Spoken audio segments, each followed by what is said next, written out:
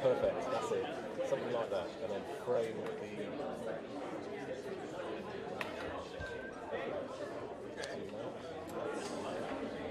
Yeah, that's it, perfect. That's exactly the shot. Brilliant.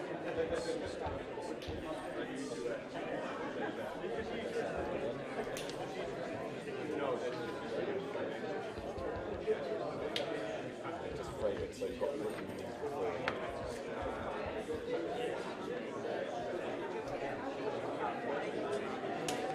Yeah, perfect. Right, let's go to an imaginary question. Just choose anybody in the audience. Check the focus, what the focus back and forth. Don't be afraid to turn the barrel.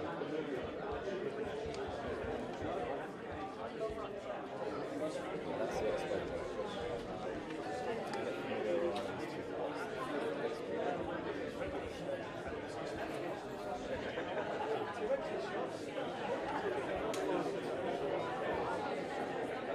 Okay, let's try another one, so further towards the front. Lovely. Yeah, beautiful scene. It's just gorgeous. It's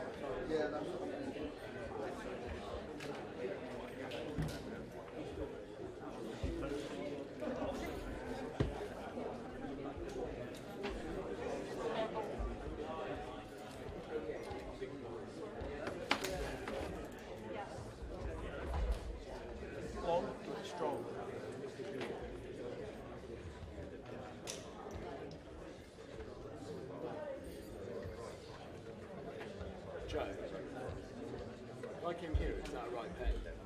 Right. You're not in my shot then? No, no, sure, okay.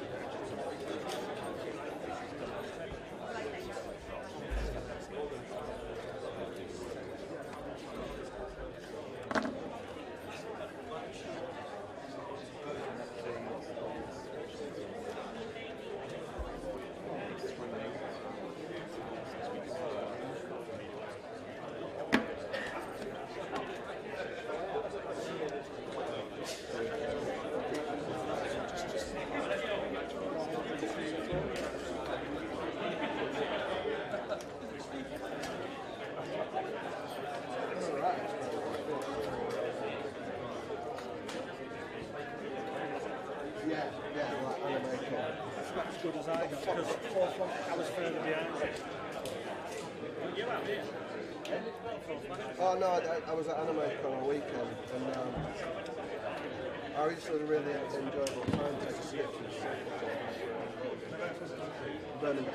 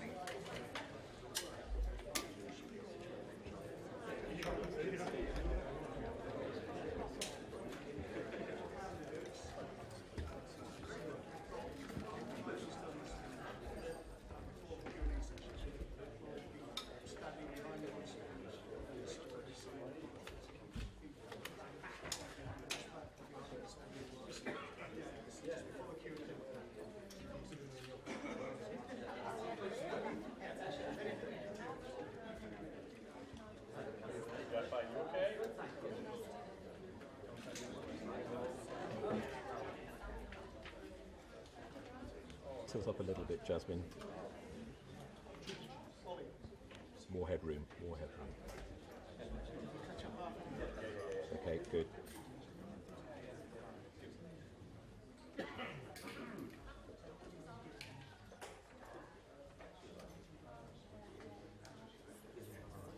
There is going to be somebody speaking before I come through this door.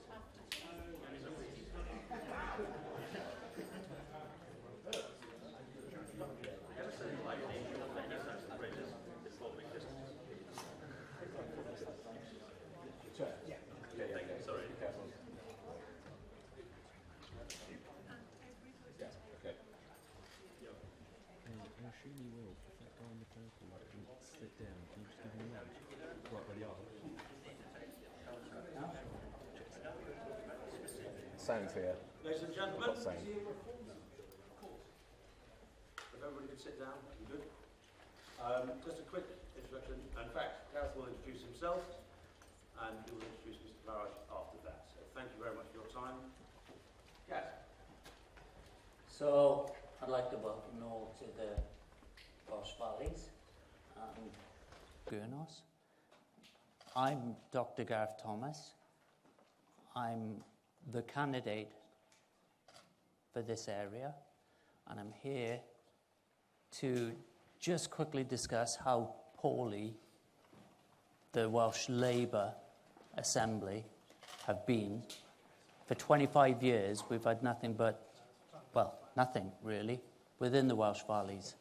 So, and being somebody who's actually been in hospital several times and in A&E 3 times in the last 8 days, I can tell you that the waiting lists are anything from 4 hours to 30 hours. I waited for this broken leg for 30 hours, and my mother waited 11 hours not being able to breathe in hospital. So for the Welsh Labour to say that it's actually 20 minutes and 4 hours out, it's a complete joke. So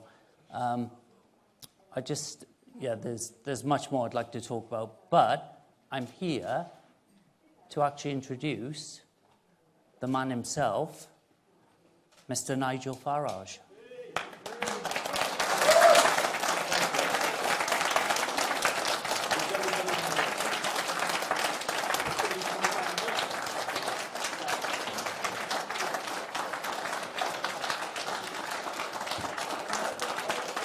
All right.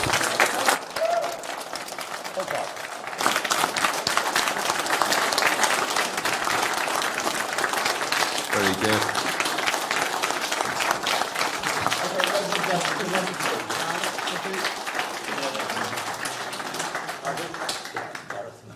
Hello, very good. Thank you very much indeed. You're welcome.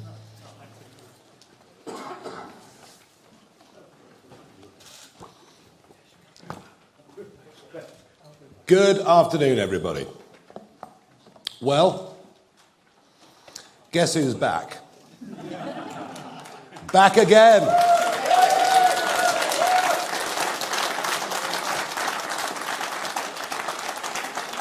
I did not for one moment think I'd be standing here and doing this ever again, but I am, and I'm doing it. But I come out of retirement, and I'm doing it because I genuinely feel that Britain is broken, that nothing actually works anymore, that we're broken economically as our national debt explodes, as our debt repayments are now over £90 billion a year, interestingly, the same amount as the education budget. But of course, it's that generation that are going to have to pay for all of our mistakes for years to come.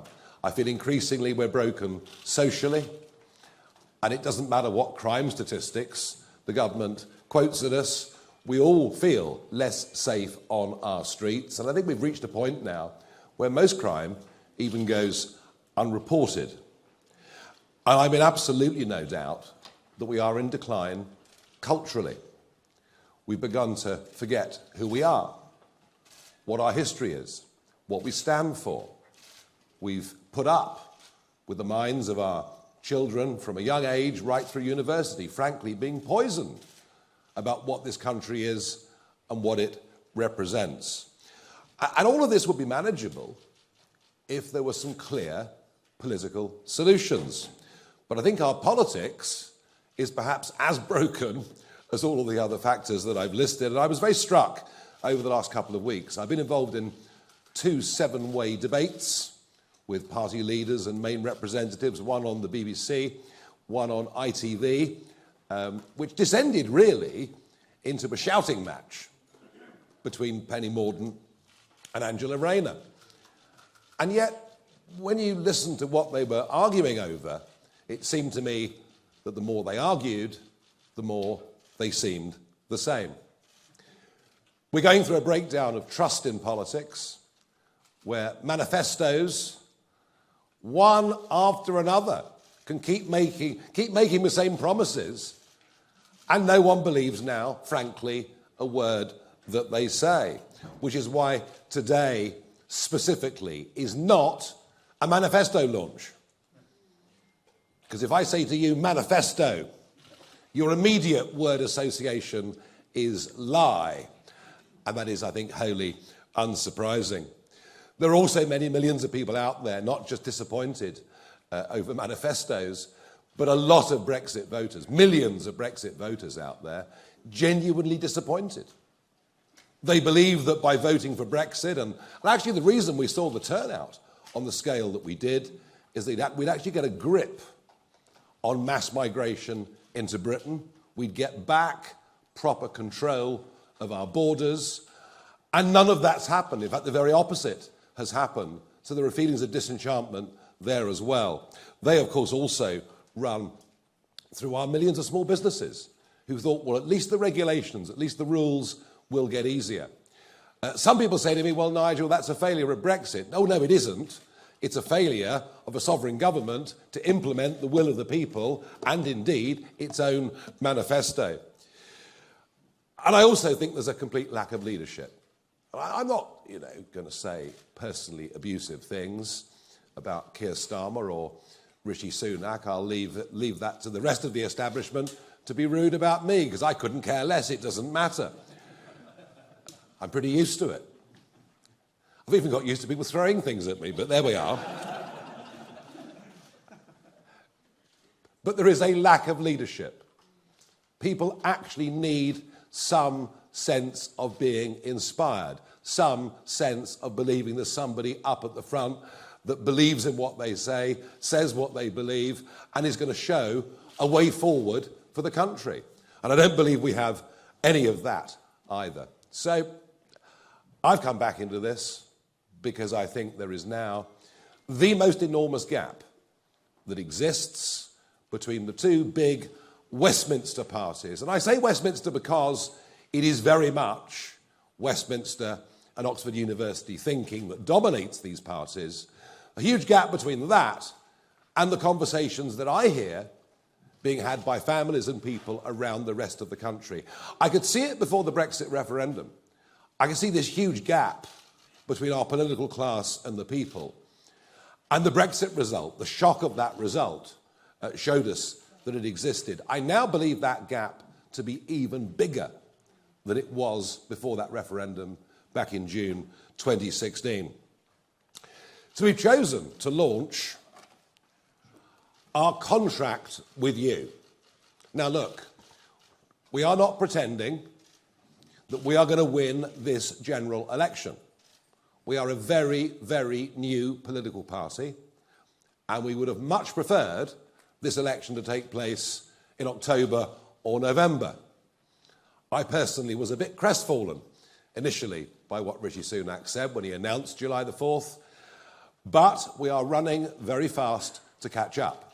And I genuinely believe that our campaign now has some momentum around the country. We've seen that in some of the opinion polls, and particularly encouraging at a rapidly increasing number of young people, and I'm talking the 18 to 24 year age group, are now coming to reform UK's cause. So this is not something with which we're going to govern the country. That's not possible in this election. Although this election is, for our party and for me, the first important step on the road to 2029. Our aim and our ambition is to establish a bridgehead in Parliament and to become a real opposition to a Labour government. And I say that because I can't see Sir Ed Davey providing real opposition, because actually on many fundamental policies, the Liberal Democrats and Labour, frankly, don't vary very much. And I certainly can't see the Conservatives providing opposition, because they don't agree on anything. They spend most of their days arguing among themselves, and they're split down the middle when it comes to policy. They're certainly split down the middle in terms of their attitude towards me. Goodness gracious. You had Suella Braverman virtually proposing political marriage over the course of the weekend, whilst at the same time, Lord Cameron, goodness me, they dragged him back. Talk about back again, crikey. And we had Lord Cameron generally being fairly abusive. And that sums up where the Conservative Party is. So we're a party that knows what we believe in. We get the fundamental principles of what we're about. We believe in the family. We believe in community. We believe in country. We know exactly what we believe in. And our aim is to provide clear, consistent and growing leadership during the course of the next Parliament. But not just in the Parliament, around the country too. And it's my aim that we turn this into a big, genuine mass movement of people. And I believe that that is actually highly achievable. So we've chosen to launch our contract in Wales, which seems highly, highly appropriate. After all, Labour have been in power here since 1997. So perhaps there are some lessons that we can learn from 25 years of Labour government in Wales that are perhaps what we might be looking forward to in just a few weeks' time when Sir Keir Starmer becomes our Prime Minister. In Wales, taxes are higher. Yes, they are. Council tax is higher, on average about £500 per median property, than it is in England. Interesting, isn't it, that when the question is being asked of Starmer and others on council tax in England, they've precious little to say. So the people in Wales pay more taxes, and spending per capita is higher in Wales than it is in England. There's more money being spent on you, on public services, than there is on the other side of the bridge. And it's interesting to think, isn't it, in those debates I've been in, all anybody seems to talk about is more investment in the NHS, more investment in our public services, by which they really mean they're going to spend more of your taxes. And perhaps that wouldn't matter if it led to better delivery. But the figures in Wales are truly astonishing. Gareth talked about this just a moment ago. Waiting times in Wales on the NHS are exactly 50% longer than they are on the other side of the bridge. Education, which has drifted in Wales rapidly in a leftward, PC, woke direction. And if you just look at the OECD tables on English, mathematics, any subject you like, you'll see that Wales has fallen further behind England. Not personally that I believe England's very good. And a Labour government in Wales reduces your freedoms, reduces your choices, ends right to buy and many other schemes which damage aspiration, particularly for young people who want to get on. And of course, the crowning glory of 25 years of Welsh government in Wales, the imposition of 20-mile-per-hour speed limits. Well, it led, didn't it, to one of the most astonishing petitions you've ever seen. The percentage of Welsh people that signed that petition. Well, I mean, I've never seen a petition actually quite like it, although, of course, we're rather used to all of that with you, Les, and Mr. Khan up in the other end of the country in London. So it gives us some idea that in terms of outright policy, Labour's not very different to the Conservatives. It's just more incompetent. It just wastes even more money than Conservative governments do. But here's the point about things going so badly wrong in Wales over 25 years. There's been no proper, clear, consistent opposition voice. Frankly, the Conservatives in the Senate have been feeble, to say the very least. And that is the argument. Wales really gives us the perfect example of what I'm talking about. We need to have good, strong opposition that can mobilise people in very, very large numbers. So we know what we stand for, we know what we're for. We're for controlled borders, we're for promoting genuine economic growth. We're for helping the little guy. Millions of men and women out there trying to get on, trying to do their own thing, and yet a Labour and Conservative party that only ever listen to the giant global corporates. We're about trying to restore some trust in politics. You might dislike what we say. You might not want to vote for what we say, but at least we do say what we mean. And we want to have an absolutely radical rethink of the way in which our public services are run And yes, that does include the National Health Service. It's been very, very difficult to have any conversation about the NHS over the course of the 25 years that I've been involved in politics without someone pointing and screaming, you want to privatise it. All we want is an NHS that is free at the point of delivery that actually works. And how we get there, frankly, I don't think most people could give a damn about. So they're the things that we're going for. And of course, we would like the state to take far less of our money than it's currently doing, and will go on taking more and more, I'm sure. I've said from the start, this should be the immigration election. I have no doubt about that. I think the population explosion, the impact that it's had on people's lives, is the dominant issue. How can you discuss NHS waiting lists without discussing the fact that the population has risen by 6 million people since David Cameron came to power back in 2010? How can you talk about a shortage of housing where we need to build one new dwelling every 2 minutes just to cope with current levels of net migration? How can you talk about any of these things? So we believe this is what we should be talking about. But of course the others would rather not discuss it. The Conservatives are attempting for a 5th manifesto in a row to tell us they'll reduce the numbers. But then they told us in 2010 and 2015 and 2017 they'd reduce net migration to tens of thousands a year. They promised in 2019, with Brexit controls, we'd massively reduce the levels of unskilled labour coming into Britain. Well, it's running at getting on for net 750,000 a year. And when you look at those that have come and stayed, it's incredible to think that 1 in 30 people on the streets of Britain today have come here in the last 2 years alone. Never before in history have we ever seen literally anything like it. And as for Labour, well, it's extraordinary that they launched their manifesto with their 6 key priorities, not even mentioning immigration, not even mentioning the impact on people's lives. So we want to have a proper, honest debate about it, and we believe that an overall freeze on net migration numbers is what we need for a few years to help us at least try to catch up. We also have to say it's only right and proper that you only get benefits in this country once you've been here for 5 years, obeyed the law and paid your taxes.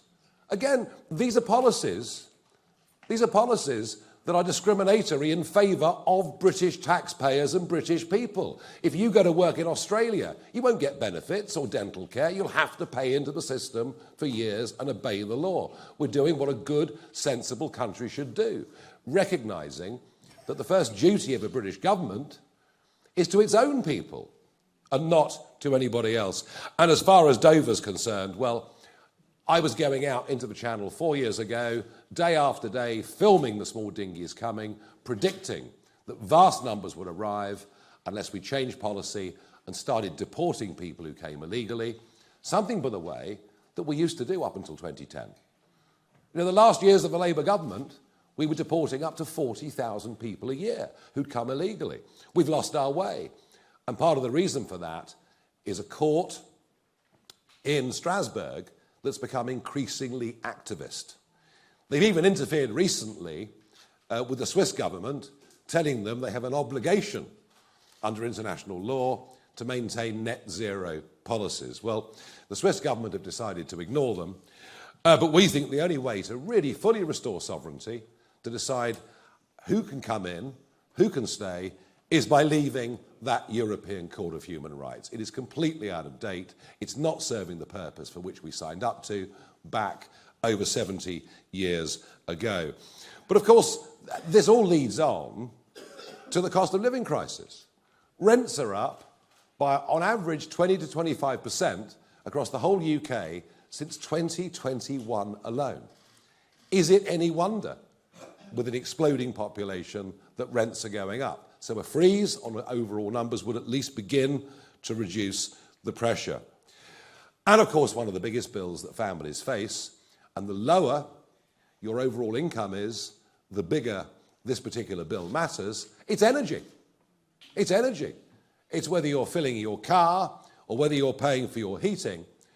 And we have been following net zero policies, championed by Mrs May, enthusiastically embraced by Boris Johnson, and now being virtually copied by the Labour Party.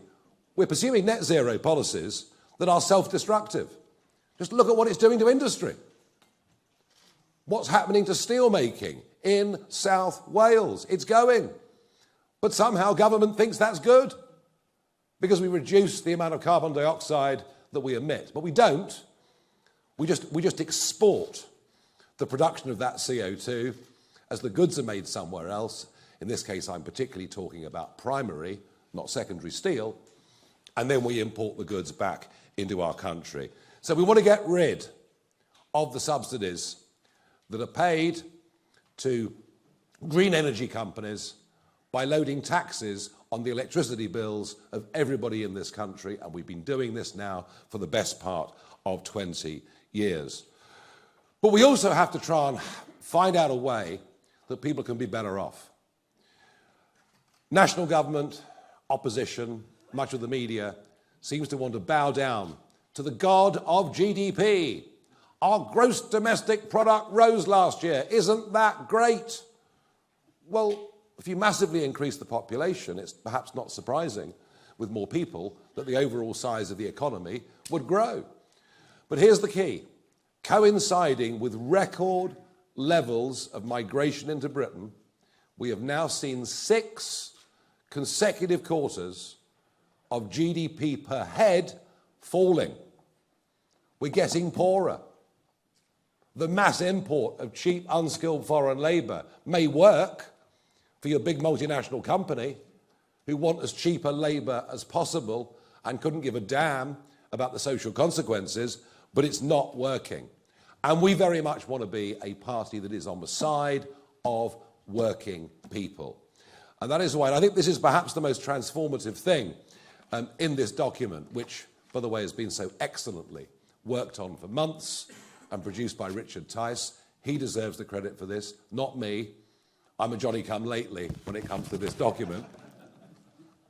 But I think the most innovative thing, policy that we've put out in here, is to raise the level at which people start paying tax to £20,000 a year. Why? Well, number one, it would take 7 million people out of the tax system altogether.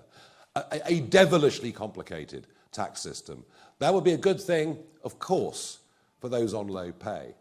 Be a good thing for many pensioners who, if they have a small private income, supplementing their state income, are being dragged into the tax system. Not a very good policy for local accountants, obviously, because they love the complexity. Not a good policy for civil servants, because we could probably get rid of a few with a mass simplification like this, but also a huge incentive, a massive incentive to get people back to work. And I'll talk a little bit more about that right at the end. We also think inheritance tax, and it depends where you live and what property values are, and this is not as relevant here as it perhaps is in the home counties. But, you know, an average semi-detached house in South London is now, when the parents die, attracting, inheritance tax. This was never designed for people in the middle. It was always designed for those at the upper income scale. So we'd go to £2 million on an estate before anybody paid inheritance tax. So simplification matters to us. But it's wealth creation. Labour have launched their manifesto talking about wealth creation. But I didn't see a single thing in there that would create wealth. And that is because our political class is stuck in the global corporate mindset. I saw this in 20 years in Brussels, where it was the influence of big businesses with their lobby that dominated the way, totally dominated the way that politicians thought. This sort of unholy triumvirate, if you like, of big business, big banks, and big politics. And we genuinely are on the side of the 5.5 million men and women out there running their own small companies, acting as sole traders, who feel government is their enemy. And it's their enemy whatever the colour of the rosette. Just look at these crazy IR35 rules. how difficult they've made it for self-employed people right across the United Kingdom. Think about what they did to corporation tax last year, putting it up by 30%, and being surprised that many small and medium businesses now don't have as much capital, perhaps, to reinvest, or as much incentive to make profit as they had before. And the other group of people who feel betrayed by the lack of Brexit delivery, there's the broader population who voted for lower numbers, but there's the business community who genuinely thought and hoped that by getting rid, by streamlining so many European Union rules, that their lives would get easier. They haven't. They haven't. The government blames COVID. Because of COVID, we couldn't do these things. Well, I would argue they didn't have to lock us down repeatedly. Once was probably more than enough. But we have not. And you know, Rishi Sunak and others promised they'd get rid of thousands of EU laws. They simply haven't done it. And actually, in some sectors, the regulatory authorities in Britain have made life for men and women running small businesses even harder than it was during the time of EU membership. So we believe that genuine economic growth doesn't come from half a dozen giant multinationals. It comes from the simultaneous actions of hundreds of thousands of people, millions of people, deciding they're going to have a go. And of course, these people don't benefit on holiday pay, they don't benefit on sickness pay. These actually really, economically, these men and women are the heroes of the country. They deserve encouragement, and the more people that do it, the greater the wealth that we will create. And we need wealth. Of course we need wealth. And one of the areas where we need to spend money is defence. I can't think the world has been in a more perilous place at any point in my lifetime. I was born after the Cuban Missile Crisis, just to clarify. Only just. And frankly, this balmy idea of saying we're going back to national service. Oh, no, we're not. All we're going to do is take 30,000 young people and at vast expense give them a year's training. What we ought to be doing is saying, look, there were 100,000 people in the army in 2010. There are 72,000 people in the army now. Let's not recruit 30,000 part-timers. Let's actually recruit 30,000 people full-time to be in the services, and a similar principle, of course, would apply across the Navy and the Air Force. And in terms of expenditure, look, we think government should push on to 2.5% and then 3% of GDP as quickly as they possibly could. I think we've neglected defence very, very badly. Now, in terms of our public services, be it policing, be it prisons, be it the National Health Service, there's certainly a radical cultural rethink that needs to go on. I've been fascinated going around the country in the last couple of weeks, talking to people, parents particularly, about their real fear of knife crime, growing fear of knife crime. And this is not from the 18 pluses, it's going right down in the teenage years. And we have no doubt that an approach to policing such as stop and search, and don't worry if you're called prejudice or you're doing something wrong, actually you'll save lives. We're going to have to get much tougher on low-level crime. And I mean shoplifting. I mean, can you believe it? You could all go out and shoplift. It's fine. Up to £200 you can nick and no one's going to prosecute you. So I think a different approach culturally across crime and policing. And with the big one, the NHS. Look, what we are going to campaign for is a genuine radical rethink. You know, we all grew up loving the NHS, being deeply grateful to the NHS. It was there and a fantastic thing. And I've been trying to make many of these arguments, actually, I've been trying to make for well over a decade, that we have to have a rethink. And I think perhaps back in 2015, when I led a different party in a general election, perhaps I was just a bit ahead of the curve. Perhaps I was saying things that people didn't want to listen to. But I get the sense that they are listening now. We are not getting bang for our buck, and there's a growing level of disenchantment that the health service simply isn't fit for purpose in the way that and not just the way that it used to be, the way that we want it to be. So let's look at other funding models. Let's look at how the French do it. Let's be radical in our thinking. And my final point's on benefits. Now, It's quite easy for those in work and working damn hard to say lazy scroungers on benefits. It's the sort of conversation you hear in the pub. But actually, there are a lot of people on benefits who do not want to be on benefits. They want to go back to work. But the system massively disincentivizes this. Because if they work for more than 16 hours a week, they start to lose the benefits, and they'll lose more benefits than they'll earn in going out and getting money. There is a trap, a benefits trap.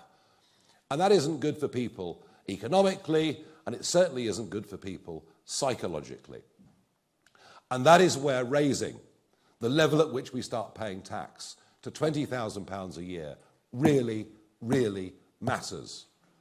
This is something that would make work pay.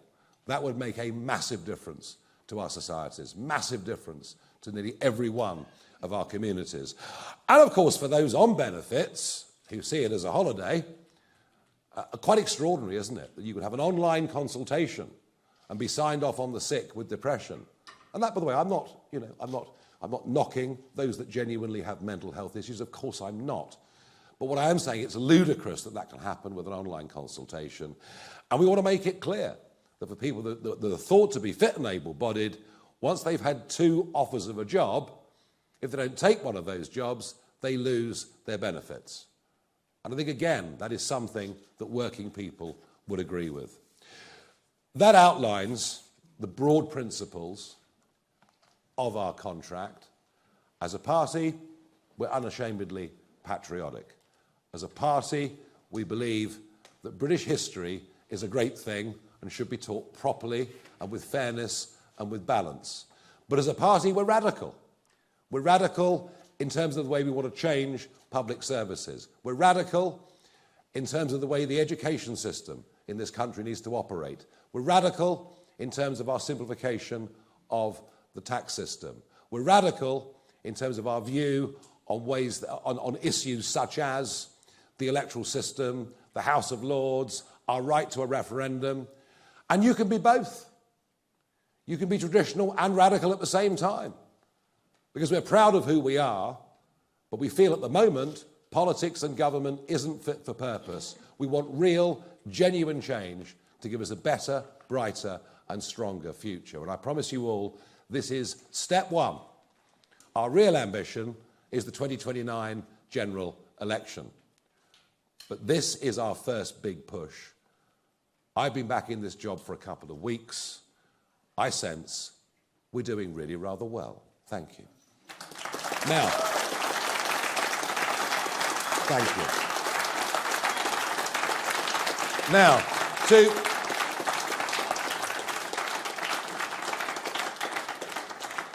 Now, I was asked to do the easy bit today. I was asked to give you the vision. I'm Mr. Nice today. Mr. Nasty is Richard Tice today, who's going to tell you what taxes are going to go up and where the savings are going to come from. Richard, thank you.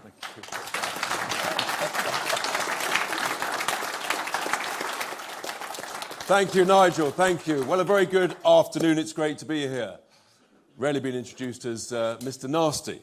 So, all these bold plans, and they are exciting, and they are attracting huge appeal out on the stump. Something's going on out there. It's quite remarkable. Word is spreading about Reform UK, and as Nigel just touched on, some of these key policies are really gaining ground. So how do we pay for them? Well, I talked about some of it last Monday, but here's the thing. Lots of people in the media say, oh, it's unfunded tax cuts. No, let's get this real.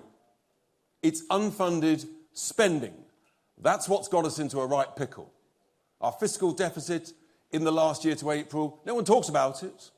We spent about 120 billion more than we earned. There's a few key big things here. And unlike some of the other people in their plans, other parties, they're not honest with you about the costs and how you're going to pay for it. We are, because it's set out in this contract. So last week, I spoke about this issue of the Bank of England paying your taxpayers' cash on all the money that was printed. and it's about 35 billion a year based on current interest rates. It's quite hard to explain, but here's the point. It's about £700 per year. You know you're making progress when within 2 hours of finishing that press conference last week, I was attacked by none other than the lobby group for the big banks, the vested interests, who seem to think that they have a right, the big banks, to make big profits on the money that was printed to save them going bust. Really? Let me repeat. We are the real party on the side of the workers, not the Labour Party, what I call the cafe latte Labour Party, that's on the side of big business. So that's the first thing. When they printed all this money, they didn't tell us that when interest rates went back up, it would cost us an absolute fortune transferring our money to the big city banks. They didn't tell us that, but that's what's happened. Unfunded spending. The second big item, of course, is the cost of net zero. So when Theresa May had a 90-minute debate back in, I think it was 2019, 90 minutes to sign up to net zero, put it in legislation, no one said, well, hang on, how much is this going to cost? What's the spending? The truth is, even if they had that debate, they wouldn't have had a clue. You've got people like the Climate Change Committee saying it's 1.2 billion. You've got the OBR saying it's 1.4 billion. You've got the National Grid, perhaps being a little bit more honest, saying it's 3 trillion. Sorry, those are trillion numbers. The numbers are so big. 1.2 trillion, 1.4 trillion. The National Grid says it's 3 trillion. Impossible to work out what that means. 3 trillion, I mean, is it 100,000 per household? No one talked about this spending, the cost to get there. Apparently it's going to save the planet and therefore the cost is irrelevant. Really? This is real money. This is real cash. And it's all of our cash. And apparently it's going to be good for the environment. Well, where I'm campaigning to be elected, one of the big debates is the implications, the consequences, which is happening now all over the country, of this drive towards offshore renewable energy, but you've got to transmit that electricity. How are we going to transmit it? Oh, I know. Big 50-metre pylons going hundreds of miles across the English countryside. How's that good for our environment? And who's going to pay for it? So all of those who voted for this, they didn't tell us that, did they? They didn't tell us how much it would cost and how much it would blight the English countryside, our environment. How's that good for the environment? We reckon that if you scrap net zero, then the saving to the taxpayer every year for the next 25 years would be in the order of £30 billion per year. What is that? That's about £600 per adult. That's what that is. 600 quid per adult. So 1,200 quid for a two-person household every year, after tax. This is real money, it's your money, and they didn't tell you. They deliberately misled the British people about the cost implications of net zero. And as Nigel quite rightly said, all you're doing, you're not reducing global CO2, you're just shipping it somewhere else.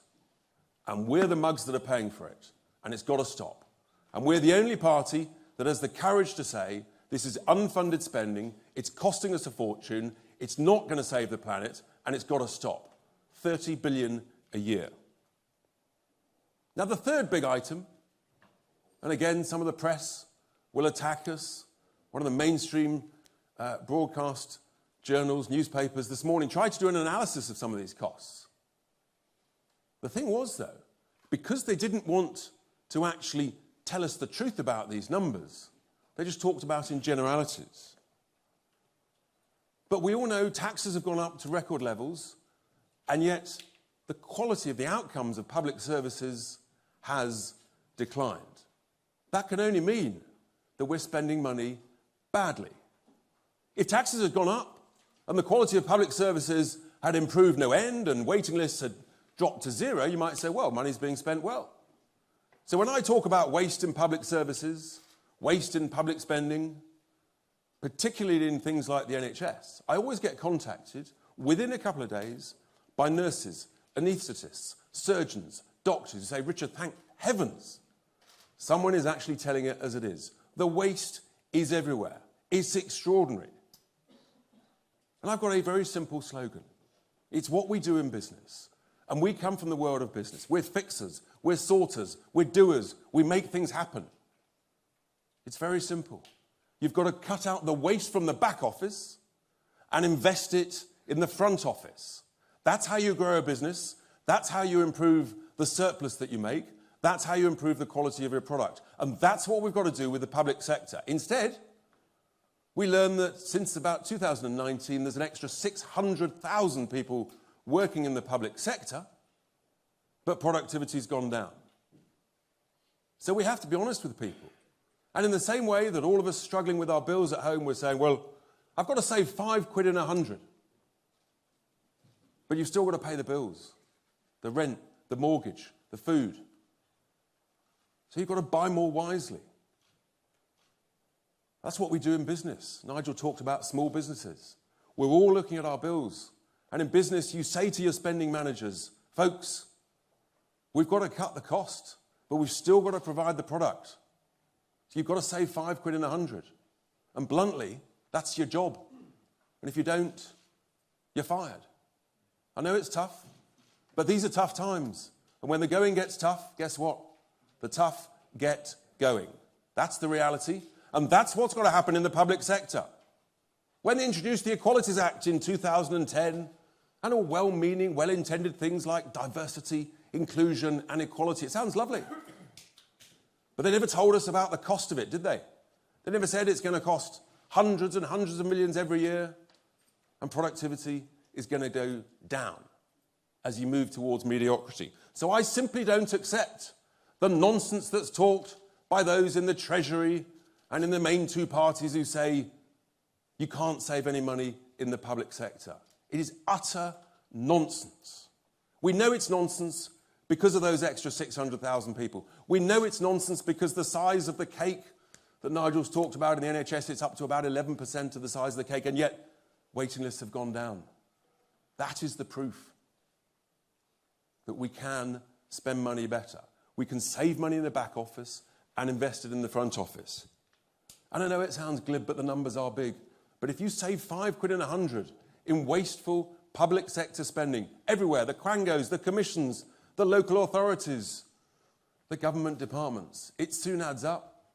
It's 50 billion quid plus or minus. These are big numbers. Per adult, it's about £1,000 a head.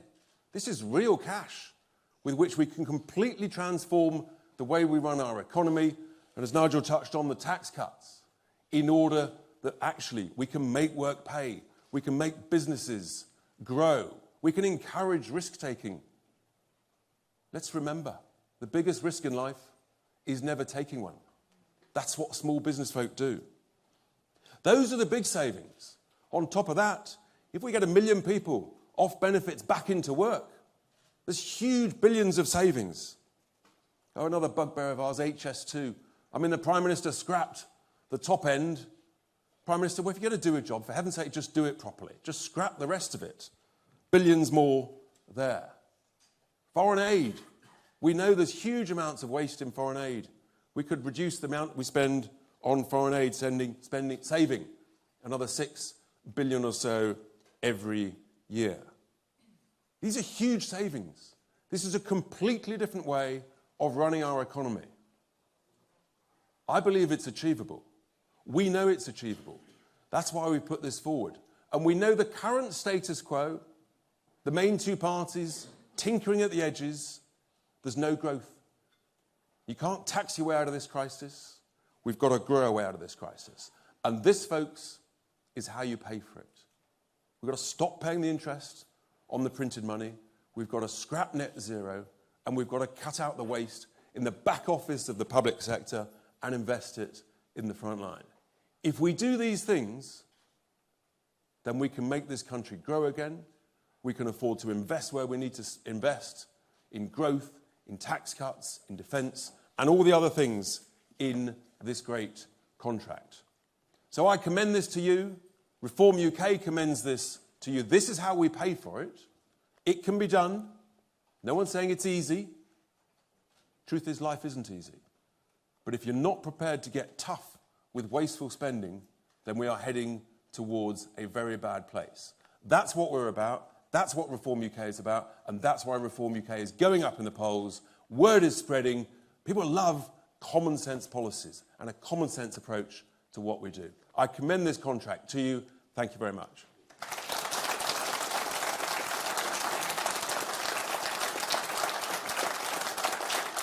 So, you've had the nice bit, you've had the challenging bit, and then the next plan is we're going to take some questions from the press. There are then one-to-ones. We're also going to, it's very important with a contract is not valid, of course, unless you sign it. So we will be signing the contract in due course. But Nigel, let's do some questions. So, who's first from questions? Alex. Thank you very much indeed. That's brilliant. Thank you so much. Hello, Mr. Farage, Mr. Tice, Alex Forsyth, BBC News. You've got 24 pages here. You talked about the costings, you talked about the spendings, but some of the stuff in here, a freeze on immigration, NHS waiting lists down to 0, more police officers. You accuse other parties of broken promises, but isn't this really a list of unrealistic promises, a wish list rather than a serious plan? Aren't you doing what you accuse others of, which is chucking out a whole lot of things that sound popular in the hope you get votes that you never plan to deliver on? It is a promise that this is what we're going to campaign for over the course of the next 5 years. These are the principles, these are the issues. Richard's talked about the way we can pay for things, but this is what we're going to campaign for. I said at the very start, we are not going to be in government this time round. But we are going to provide a voice of opposition, and this outlines where we're going to challenge Labour. On many of these things that we're discussing in this document, I mean, Labour don't even want to talk about these issues. So no, I think we've laid out very clearly where we stand, philosophically, ideologically, on a number of things, and this is what we're going to fight for. So no, I see no inconsistency with that whatsoever. It's very different, isn't it, to promising you'll reduce net migration to tens of thousands a year in consecutive manifestos, and then not even trying to achieve it. Chris Hope. Chris Hope, GB News. 2 quick questions. You're here targeting Labour. You're here in Merthyr Tydfil. But why are your policies aimed at the Tory voters? Describe for us a typical Reform voter. And to Richard Tice, on page 23, it says that you're putting up tax to 40% of GDP more than Labour. Why is that? Or am I reading that wrong? Well, hang on a second. I mean, you talk about Reform voters or Reform members. A very large number of Reform members are former members of the Labour Party.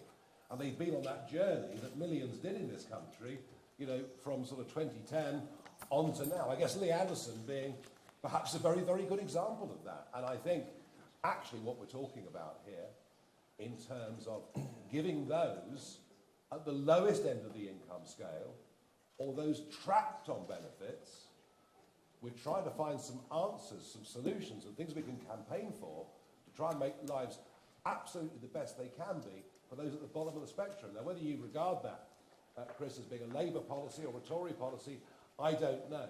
We just take the view that it's a right policy, it's the correct policy. And I actually think, what's interesting is immigration, the subject's always considered to be a right of centre debate. Across Europe, increasingly, it's something that parties on the left of politics are talking about as well. So I don't think it's sensible to pigeonhole much of what's in there as being Labour or Conservative, but I do believe, as Richard said, there's an awful lot of common sense. And these are the things we're going to campaign for, and I think they're going to gain widespread, considerable public support.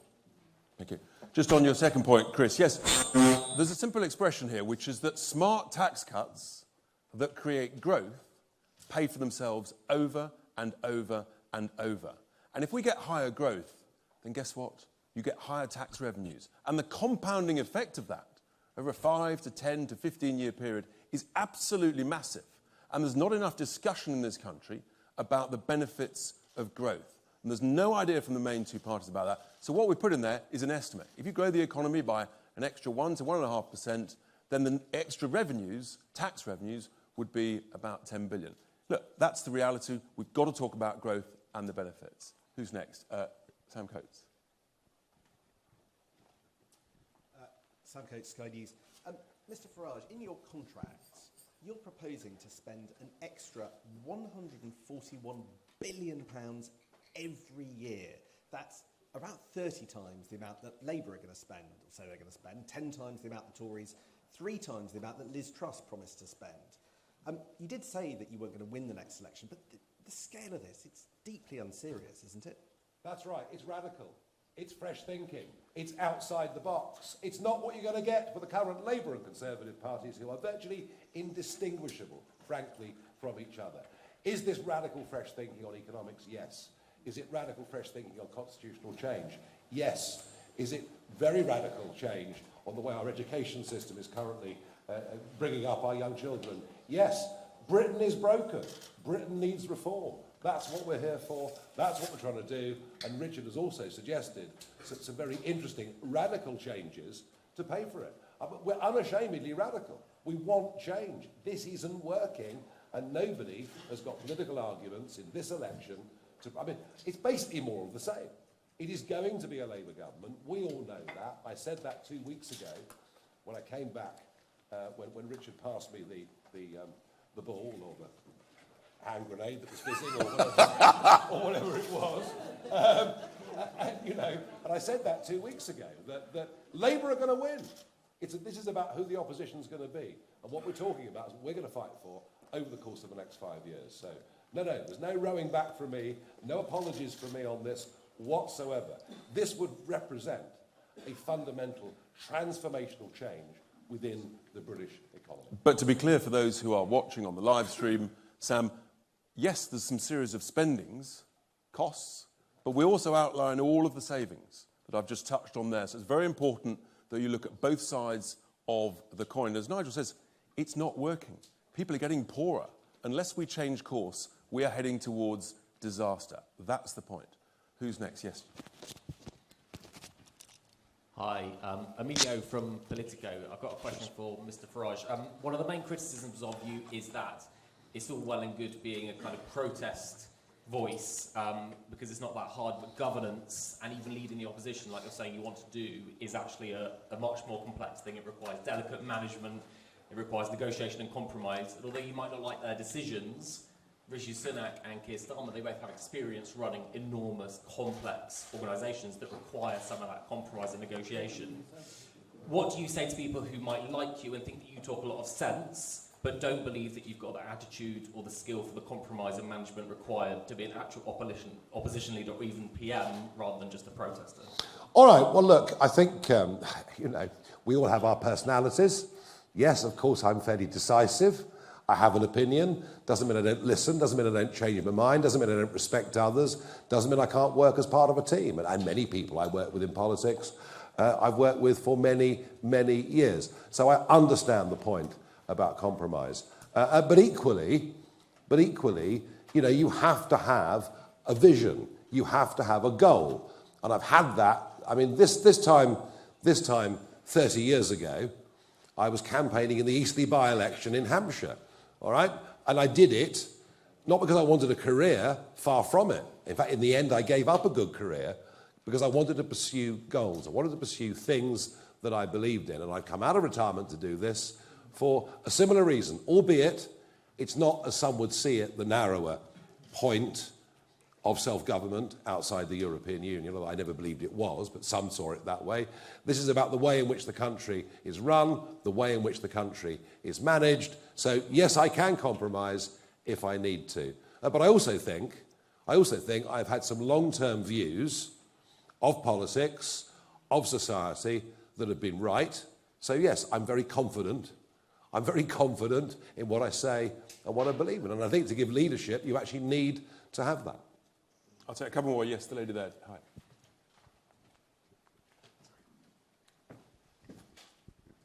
Hi, Catherine Jones from S4C. You're here today in one of Wales's most deprived areas. Are you giving people here hope at this election, or is it just a list of things to hate, from immigration to devolution?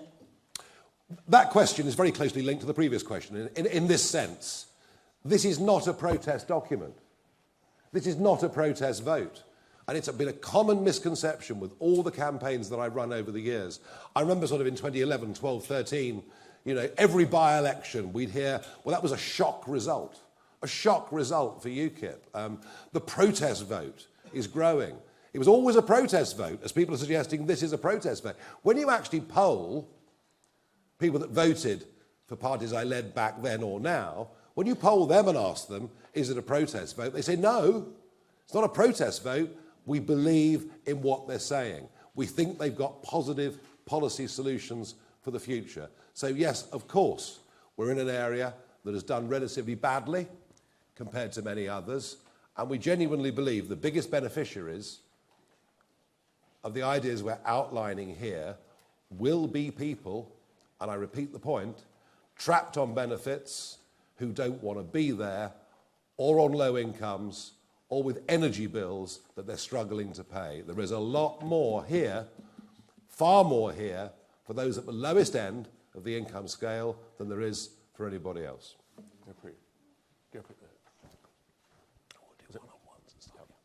Hi, thank you. Gurpreet Narwan from Sky News. You say you want to find £50 billion of public sector waste every year. That's an enormous figure. Where exactly do you plan to find those savings? And is this just code for cuts to public services? Well, cuts to public sector, I mean, frankly, they're never in the office anyway, are they? I mean, it's work from home. Pop into Whitehall a couple of days a week. No, I mean, Richard's made the point at length, eloquently earlier. If you're running a company and things are tight, you say to your managers and middle managers, right, I'm sorry, this is the way it is. You've got to cut £5 in 100. In fact, in tough times, it might be £10 in 100 or £20 in 100. And you have to find a way of doing that without affecting the product that we're selling to the public. This is not unrealistic in any way at all. And the sheer bloating of the quangos, the bloating of the civil service that has taken place even since, well, let alone since 2016, since 2019, is just astonishing. And that's what we've had with the Conservative government. We've had big government, we've had restriction of individual choices, we've had high taxation, record immigration, and all we're going to get with Labour is more of the same. So, yeah, some of these things we're proposing are tough, but look, the accumulated national debt is now 2.7 trillion. It was just under 1 trillion when the Tories came to power. We simply cannot go on like this. We're skint. I mean, who else would dare say that in this campaign? We're skint. We're in real trouble. And the nonsense of economic argument we hear from Rachel Reeves and Jeremy Hunt never acknowledges the fact that both of them are expected to be in deficit next year by yet another £100 billion. So we're saying, let's face reality. We have to have a slimmed down public sector, and we have to do that whilst maintaining services. Last question, ITV. And then we've got some one-on-ones, I think. Yeah. Thank you very much. Harry Hilton, ITV News. You're proposing in this contract tax cuts, £88 billion worth, on a scale that might even cause Liz Truss to raise her eyebrows. And the savings that you say will pay for these are questionable. Isn't this exactly the sort of economic policy that would cause financial markets to freak out? No, I don't think it is. And to compare it to Liz Truss is wrong. Yes, Liz Truss wanted to talk about growth, but nowhere in her proposal could we see cuts on the one hand to compensate for the giveaways on tax. That was the fundamental mistake that Kwasi Kwarteng made with that budget. We're not making that. And sure, you can question our numbers, but actually, I think, in particular, what Richard has brilliantly illustrated, with the interest being paid to the banks not being my favourite set of organisations, I can tell you. And this is something that is now picking up more and more economic approval, former deputy governors of the Bank of England and others saying Richard's on the right track with this.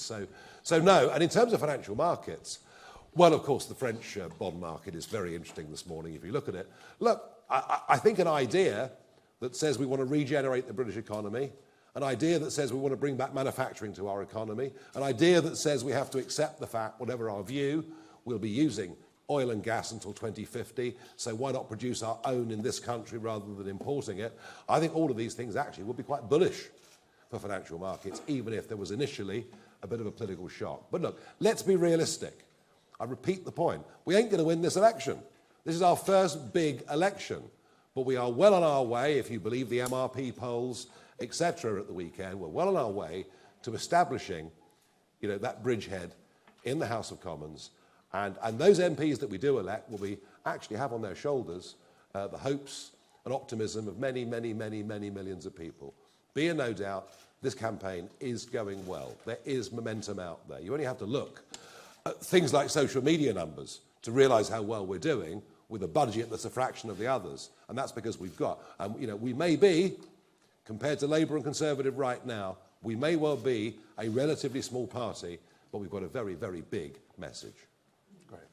Thank you very much, everybody. We're going to do some one-on-ones, and appreciate you all coming. We're going to, first of all, we're going to sign the contract, and we'd like some candidates to come beside us, behind us. Well, we'll just sign one of them, sure. We'll just sign one of them, yeah.